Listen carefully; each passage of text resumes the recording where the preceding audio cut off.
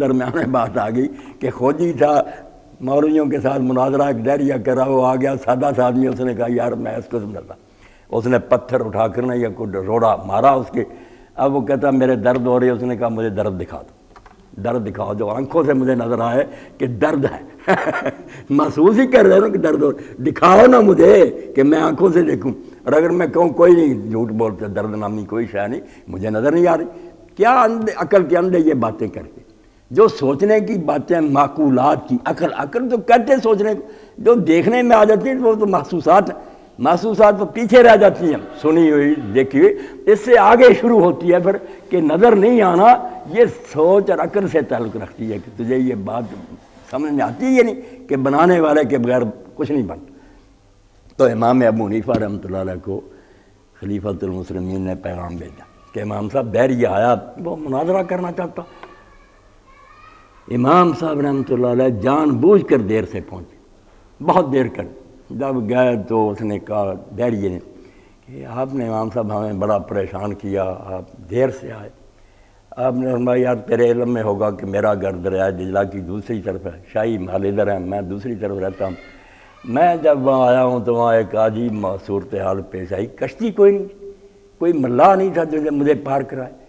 میں وہاں کھڑا حیران سوچتا تھا کہ اب کیا بنے گا. میرے دیکھتے ہی وہاں لکڑی کا ایک نا بہت بڑا آیا ٹکڑا، وہ پھر خود ہی چر گیا، اس کے مناسب ٹکڑے چر گئے، پھٹے بن گئے، پھر وہ آپس میں جڑ گئے، میکھیں لگ گئیں، کشتی تیار ہو گئی، چپو آ گئے، وہ خود بخود چلنے لگی. میں پھر اس میں بیٹھ گیا. یہ تماشا میں دیکھتا رہا، اس لیے دیر ہوگی.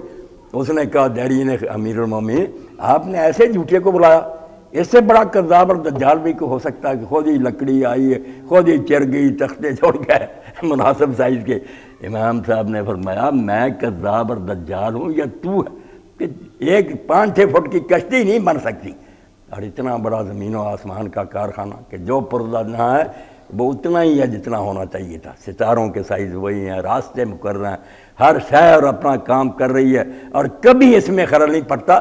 یہ نہیں تیری کھوپڑی میں آتا کہ ذالک تقدیر العزیز العلیم، یہ کسی زبردست اور بڑے علم والے کا منصوبہ ہے اور نگران ہے اس کا. اگر بنا کر بھی چھوڑتا اب تک ٹکرا جاتے، ذرا نہیں خلل پڑنے دیتا. تو اللہ رب العالمین فرماتے ہیں کہ شرک سے اور دہریے سے بڑھ کر کوئی برائی نہیں. اسی لیے اللہ تعالیٰ نے جیسا حکیم صاحب نے فرمایا قرآن میں کہا کہ مشرک جو ہیں نجس، یہ پلید جانور ہیں. اور امام ابو حنیفہ رحمۃ اللہ علیہ کے علاوہ اہل البیت اور ظاہری اور امام شافعی لوگ جو ہیں وہ کہتے ہیں ان سے کافر جو ہیں مشرک کوئی اسلامی حکومت کو اجازت نہیں ہے کہ جزیہ لیں. یہ وہ لوگ نہیں جن کو زندہ رہنے کا حق دیا جائے. یہ کوئی مذہب ہے کہ اپنے ہاتھ سے ایک پتھر کو تراش لیتے پوچھتے. یہ بالکل انسانیت سے خارج لوگ. جزیہ لیں گے صرف اہل کتاب سے لیں گے، اور مجوسی بھی حدیث کی وجہ سے کہ ان میں بھی نبی آیا تھا، ورنہ باقی لوگ جو ان کو مجبور کر دیا جائے گا کہ اسلام لاؤ. اسلام نہیں لاتے تو کم از کم اہل کتاب بنو، ورنہ تمہارا علاج صرف سر اڑا دینا. شرک بھی کوئی علم ہے، یہ کوئی دین ہے کہ تم اللہ کے ساتھ لوگوں کو شریک بنائے بیٹھے ہو. تو شرک سے بڑھ کر کوئی نجاست نہیں. اللہ نے ان کے ساتھ رشتے ناطے حرام کر دیے، ان کے ذبیحے حرام کر دیے کہ یہ انسان کہلانے کے لائق ہی ہیں، جانور. تو سرے سے نہ ماننا کہ اس دنیا کو کوئی پیدا کرنے والا بھی، یہ تو انتہا درجے کی بلادت، حماقت اور گدھا پن. اور جو مانتے ہیں کہ اللہ اور اس کے ساتھ اور بھی مانتے ہیں وہ زیادہ بیوقوف ہیں. کہ اللہ کو تو مانا اس لیے کہ یہ معمہ حل نہیں ہوتا، عقل کو چین نہیں آتا کہ اتنا بڑا جہان کس طرح بن گیا اور صحیح چل رہا ہے، اور ہر ایک کے لیے باقاعدہ ضوابط ہیں، قوانین ہیں. اور عالموں کی عمریں گزر گئی ہیں کہ یار روشنی کا قانون معلوم کرو، حرکت کا معلوم ہے، ضابطوں کے ساتھ جہان چل رہا. اس لیے وہ کون ہے مینیجر جو اس دنیا کو چلا رہا. ایک کو لازماً ماننا پڑتا ہے تب جا کر جان چھوٹتی ہے کہ ایک بڑے علم والا اور قدرت والا جس نے یہ سب منصوبہ بنایا. مگر ایک کو ماننے کے بعد فماذ بعد الحق الا الضلال، ایک خامد کو عورت کو مجبور کرنا پڑا کہ اس کو قوام کی ضرورت ہے. خامد کے بغیر اس کی زندگی بالکل بیکار ہے. مرد حرام دزیاں کر کے اپنا گزارا، عورت کیا کرے؟ عورت کی محتاجی ہے کہ اس کا کوئی قیم ہو. جب ایک مل گیا اور اس کے بعد بھی وہ ڈھونڈتی پھرے، اس کا علاج پھر یہ ہے کہ سنسار کر دیا جائے. ایک خامد موجود ہے، اب کیا کمی ہے؟ اس لیے اللہ نے قرآن میں بریکٹ کر دیا کہ زانی اور مشرک ایک ہی جگہ اکٹھا کی، بالکل فرمایا ایک ہی کیٹیگری کے لوگ. پڑھ لے سورہ نور، اللہ کہتا ہے زانی عورت سے نکاح کرے یا کوئی زانی مرد یا مشرک مرد. ہاں، اور زانی مرد جو ہے اس سے نکاح کرے یا کوئی زانیہ عورت یا کوئی مشرکہ عورت، یعنی یہ دونوں ایک قسم کی گندی ہیں۔ ایک خامد موجود ہے، حاجات پوری کر رہا ہے، مالک کرم موجود ہے، مسئلہ جو تھا کہ حل نہیں ہوتا تھا ایک سے، اگر وہ ایک دنیا بنا نہیں سکتا اس کو نہ مانو، وہ اللہ نہیں ہے، وہ تمہاری بے وقوفی ہے۔ اللہ وہ آخری حد ہے جو ہر طاقت کا مالک ہے، سب کچھ کر سکتا ہے، کوئی اس کے مقابلہ میں نہیں، کوئی اس کو ہرا نہیں سکتا، وہ کسی کام سے بس وہ اس کو ہم نے مان لیا، مسئلے ہو گئے حل۔ اب کون سی ضرورت ہے کہ ہم بے شمار خداؤں کو مانتے پھریں؟ ہم کتے ہیں کہ در در پر ٹھوکریں کھائیں؟ حضرت یوسف علیہ السلام نے جیل خانہ میں کہا جیل کے قیدیوں ایک آقا کو مان لینا اور اس کا حکم پورا کرنا یہ بہتر ہے، یہ بہت سے آقا ہو جو آپس میں جھگڑنے والے، کبھی اس کی طرف دوڑو کبھی اس کی طرف۔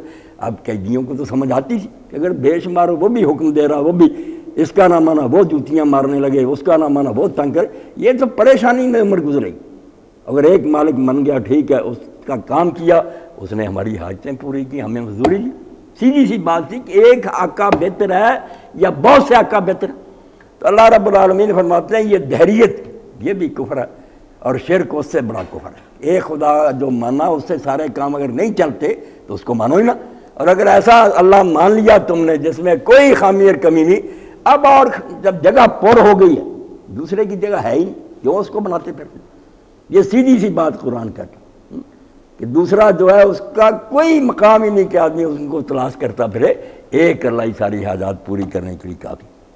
اور اب یہ بات بھی بڑی ٹھوس اللہ نے کہی کہ کوئی دعویٰ دلیل کے بغیر نہیں مانا جاتا۔ ایک اللہ تو عقلی مجبوری ہے کہ اس کے بغیر کائنات کا معاملہ نہیں حل ہوتا۔ دوسرے جو بناتے ہو، دیکھیں میرا ایک پلاٹ ہے، کوئی آدمی دعویٰ کرے گا میں بھی اس میں حصے دار ہوں، کتنے جھگڑے ہوتے ہیں کہ بھئی یار رجسٹری لاؤ، کوئی تحریر دکھاؤ، کوئی گواہ لاؤ کہ تمہارا اس میں حصہ۔ چھوٹی سی جائیداد میں کسی کو میں حصہ دار نہیں اپنے ساتھ ماننا چاہتا، اللہ کی حکومت میں حصے دار بنا لیتے ہو، اور دلیل پلے کوئی بھی نہ عقلی دلیل ہے۔ عقل تو ایسے ہی بات ختم ہو گئی کہ ایک اللہ سے اگر کام نہیں چلتا تو اس اللہ کو ماننے کی ضرورت ہے، اور اگر ایسا اللہ ہے قادر مطلق دوسرے کی ضرورت نہیں۔ عقل کا مسئلہ تو یہیں ختم ہو گیا۔ باقی ہے نقل کی بات کہ کوئی کہ اس اللہ نے اختیار دیے، جیسے یہ مشرک لوگ بہانہ بناتے ہیں کہ ہے ایک ہی اللہ، اس نے دنیا بنائی سب کچھ کا، مگر اس نے اپنی مرضی سے ماتحت بنا لی، کمشنر ہیں، ڈی سی ہیں، دوسرے یہ گپیں مارتے ہیں۔ اس کا اللہ تعالیٰ نے جواب دیا کہ سن لو ام اتخذوا من دونہ آلہہ، کیا ان لوگوں نے اللہ کے سوا مشکل کشا بنا لی؟ تعجب سے کہا کہ حیرانی ہے ان کی عقل پر، ان کی مت ماری گئی بے وقوفوں کی کہ اللہ کو چھوڑ کر اللہ کے علاوہ اور بھی انہوں نے معبود بنا لیے کہ وہ بھی حاجتیں پوری کرتے ہیں، ان درگاہوں سے بھی لوگوں کی مشکلیں حل کرتی ہیں، یہاں بھی جھکنا چاہیے، یہاں نیازیں پیش کرنی چاہیے، یہاں سے مانگنا چاہیے۔ ام اتخذوا، کیا ان لوگوں نے اتنی بڑی بے وقوفی اور جرم کیا کہ اللہ کے ساتھ اور بھی بنا لی؟ یہاں شاہ عبد القادر رحمۃ اللہ نے بڑی ایک پیاری بات کی، من دون اللہ۔ اب اس کا معنی سوا کا بھی ہوتا ہے کہ اللہ کے سوا اور، ٹھیک ہے، برابر کے معنی یہ چھوٹے معنی سوائے اللہ کے۔ ایک ہے چھوٹا ماننا، شاہ صاحب کہتے ہیں جو برابر کے مانتے تھے نا کافر، ایسے نہیں، یہ نیچے مانتے، نیچے کہ اللہ بڑا ہے، یہ اس کے ماتحت ہیں، اس کی دی ہوئی طاقت۔ بڑی پیاری بات۔ اور مولانا غلام اللہ خان نے اللہ رحمت فرمایا اس پر ظاہر القرآن میں بہت دلیلیں کٹی، من دون اللہ سے نیچے، اللہ سے بڑے، کہ اللہ ہے بڑا سپریم وہی ہے، مگر یہ اس کے نیچے اس کے مخالف کی۔ فرمایا اللہ کے نیچے تم نے اپنی طرف سے گاڑ لی، یہ بھی مشکل کشا ہے، حاجت روا ہے، داتا گنج بخش ہیں، غریب نواز ہیں، کیا کرتے ہو؟ قل ہاتوا برہانک، چھوٹی سی چھوٹی بات نہیں کسی کی مانی جا سکتی۔ کوئی کہے اس نے میرے 4 آنے دینے، وہ بھی نہیں مانی جائے گی جب تک وہ کوئی تحریر نہ پیش کرے، کوئی گواہ نہ لائے۔ تم اتنا بڑا دعویٰ کرتے ہو کہ زمین و آسمان کے مالک کی حکومت ان کو تقسیم ہو گئی ہے، اس کی کوئی دلیل لاؤ، پیش کرو کوئی ثبوت کی، کہاں اللہ نے فرمایا؟ اور آپ یقین جانیں دنیا میں اتنی کتابیں ہیں لوگوں کے پاس جن کو وہ الہامی کتابیں کہتے ہیں، بڑی تبدیلیاں ہو گئی، مگر مسئلہ توحید میں تحریف نہیں ہو سکتی۔ یہ عیسائی مذہب اتنا گمراہ ہو گیا، 3 خداؤں کو مانتا، تسلیث یہ پھرتا، مگر بائبل سے اب بھی یہ کوئی حوالہ نہیں دے سکتے جس میں مسیح علیہ السلام نے یا ان کے حواریوں نے کہا کہ خدا 3 ہے۔ کوئی ہر جگہ یہ ہے کہ سونا اسرائیل تیرا خداوند ایک ہی خدا ہے، ہر جگہ دعائی دی ہے۔ اور عیسیٰ علیہ السلام فرماتے ہیں یہ کام نہ میں کر سکتا ہوں، نہ کوئی فرشتہ کر سکتا، یہ صرف آسمانی باپ کر سکتا۔ قیامت کا پوچھا علم ہے آپ کو، فرمایا نہ میں جانتا ہوں نہ کوئی فرشتہ جانتا، اس کو صرف میرا خدا جانتا ہے۔ اس لیے اللہ اللہ کوئی حوالہ نہیں۔ اس لیے اللہ پاک فرماتا ہے عقل تو اپنی طرح فیصلہ کرتی ہے کہ جب ایک سے کام چل گیا اور دوسرے خدا کا مانے، ہم کیوں ذلیل ہوں، پہلے میں کمی بتاؤ۔ اور جو حکیم صاحب نے حدیث پاک پڑھی اس میں جو ذکر آپ نے سکھایا اور جو نماز کے بعد بھی ہم کرتے ہیں، سبحان اللہ الحمدللہ اللہ اکبر، اور ایک حدیث پاک میں آتا ایک صحابی نے خواب میں دیکھا، اس نے کہا فرشتہ ہی ہوگا کوئی اللہ کا کہ تم کس طرح کرتے ہو تسبیح، اور تمہارے رسول نے کیسے بتایا؟ کہا 33 بار اور ایک 34۔ اس نے کہا نہیں 100 بار اس طرح پورا کرو کہ یہ 25 بار پڑھو اور ایک لا الہ الا اللہ ساتھ شامل کرو 25 بار۔ حضور سے ذکر کیا آپ نے، بالکل ٹھیک۔ اور اسی لیے فرمایا قرآن کے بعد سب سے اعلیٰ کلمہ جو زبان سے نکلتا نا وہ سبحان اللہ والحمدللہ ولا الہ الا اللہ واللہ اکبر۔